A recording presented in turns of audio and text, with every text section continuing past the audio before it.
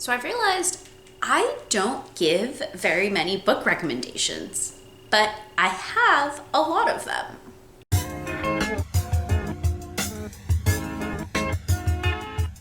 Hi guys, I'm Irene.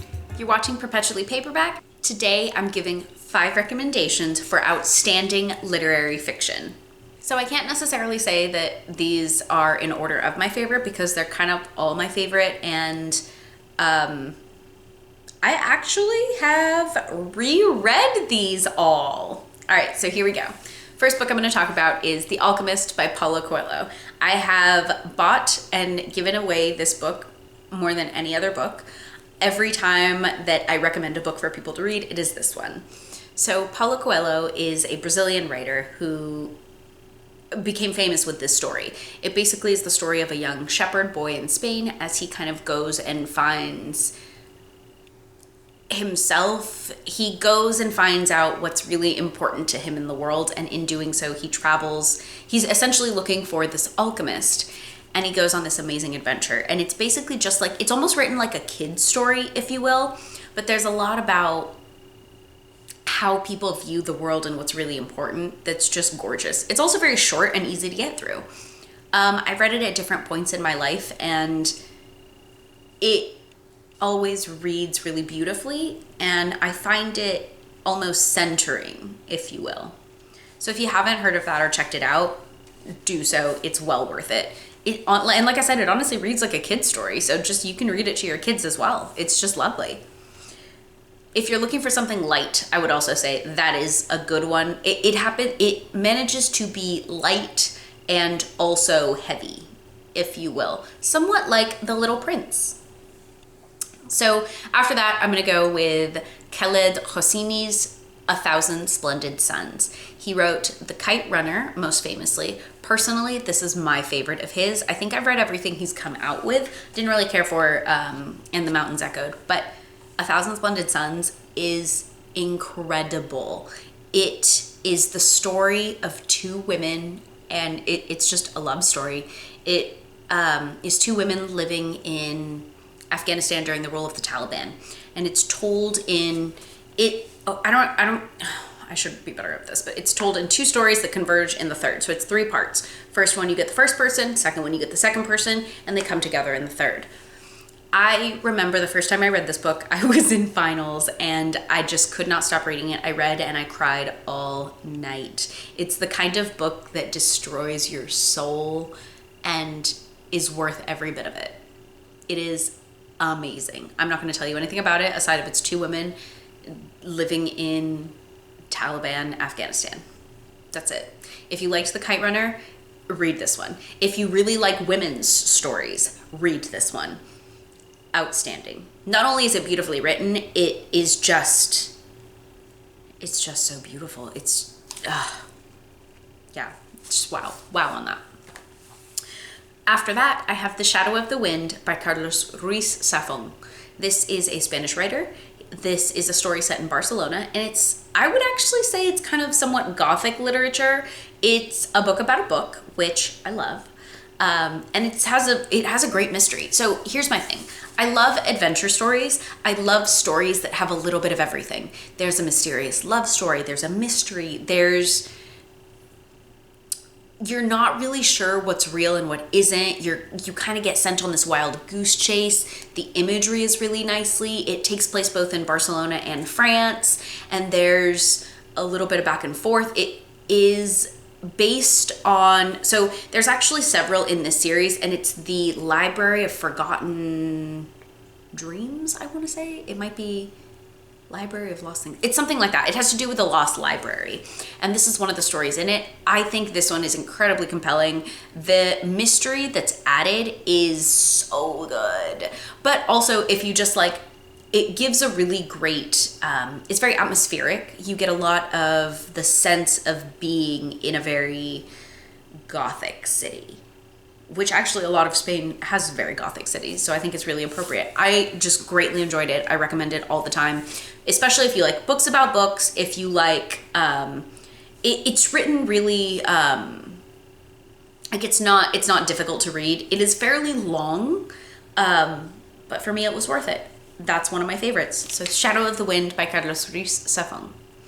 I wish I could actually show you these books, but my problem is whenever there's a good book, I like push it on people. So I don't tend to have some of the books that are my favorites because I want them to be read by others. This book is actually very special to me. It's The Joy Luck Club by Amy Tan. I actually read this one in high school. The first time I read this was in high school, and it was a reading list for one of my AP English classes, and it was one of the few that like it was a modern classic. And I've just always liked these types of stories. It was also written so The Joy Luck Club is written in short stories, not technically short stories. It's just different perspectives from all of the sisters and mothers. And it's the relationship between these Asian American daughters and their mothers who grew up in China. And it's just the story of all of their lives and how they have come together to become what they are now in this larger family, and how everyone is all interconnected with each other. And it's a group of mothers who are friends and their daughters, and you get all perspectives. There's also a movie that was done, and it was a really good one. I want to say it was done sometime in the 90s. I recommend, if you don't want to read the book, watch the movie, but definitely read the book. It's outstanding Asian American literature. It's great. It's written really well. It's enjoyable. And interestingly, I'm not usually one for like mother-daughter stories. It's lovely.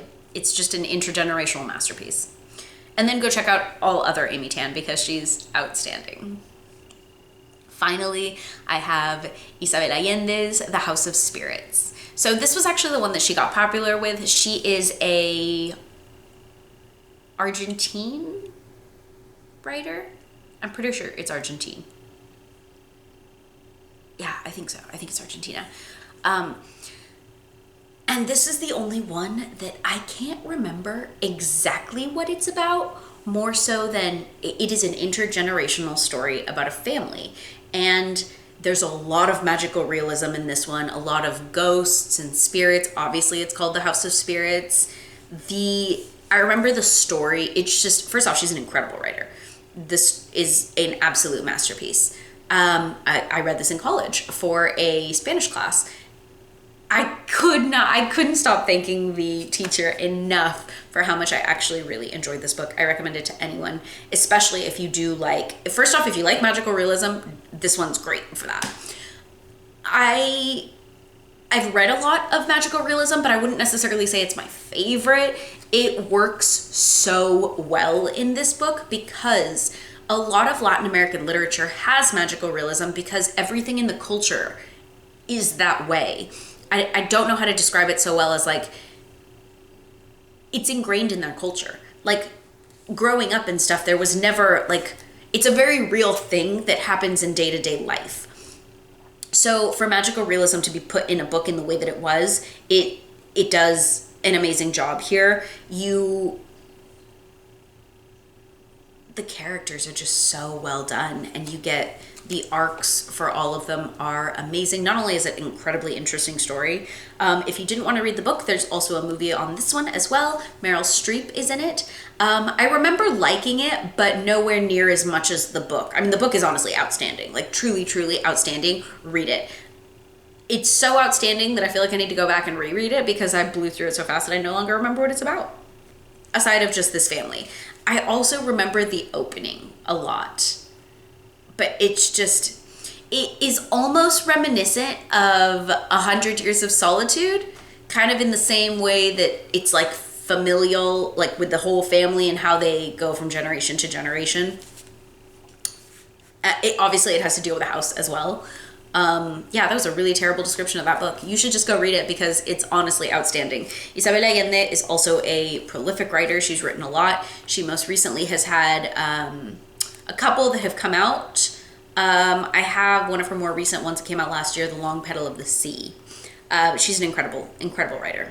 So those are 5 outstanding literary fiction recommendations, or literary and contemporary fiction recommendations. Let me know if these are some of your favorites or if there are any I should add or consider adding to my list.